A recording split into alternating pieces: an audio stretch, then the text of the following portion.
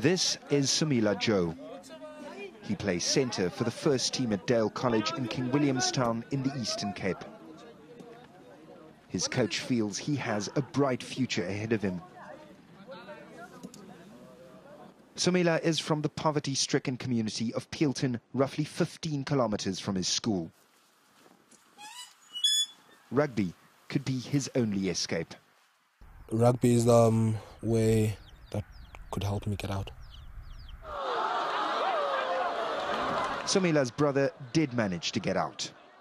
Andile Joe had what is traditionally viewed in South Africa as just the right rugby pedigree. First team star at a so-called rugby school, Dale College, and SA Schools colours. He was offered a contract by rugby giants the Blue Bulls, an opportunity he grabbed, but disappointment soon followed. I haven't had a lot of opportunities to play and just to show my skills and how I play, so it's kind of tough.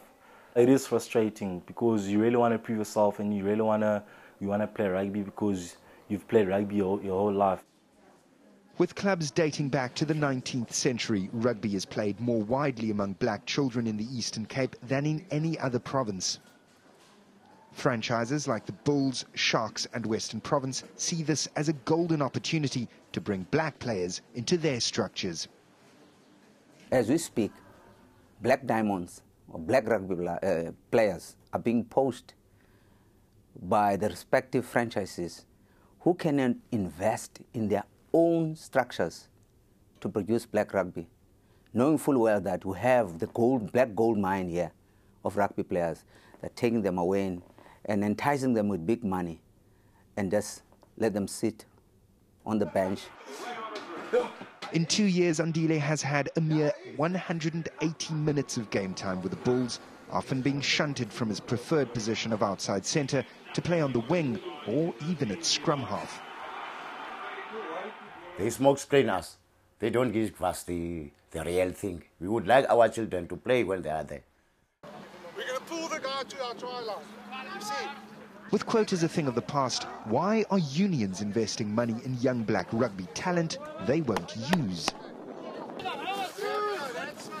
I don't think they're doing it on purpose. There they compete against all the senior players in the union, and often what happens is they're in the same positions as a number of other black players on the wing, at scrum half, maybe at centre and fullback. Those tend to be the positions that most of the black players tend to play in, and there seems to be a bottleneck there. If there are two players of similar ability, the coach will probably go for the white guy.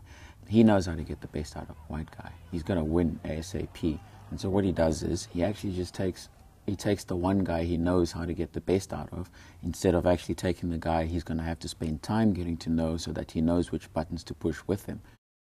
Barely out of their teens, many of these black players find themselves in foreign environments.